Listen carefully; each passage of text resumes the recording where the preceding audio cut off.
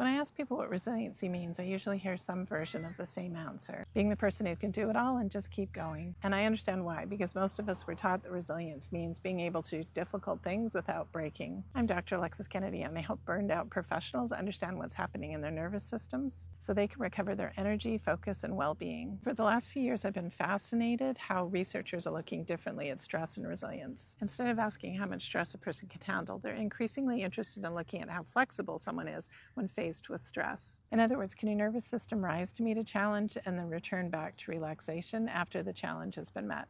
Or does it stay activated long after the threat has passed? One of the ways that researchers are measuring this is through heart rate variability, or HRV. Despite the name, HRV isn't really about how fast your heart beats.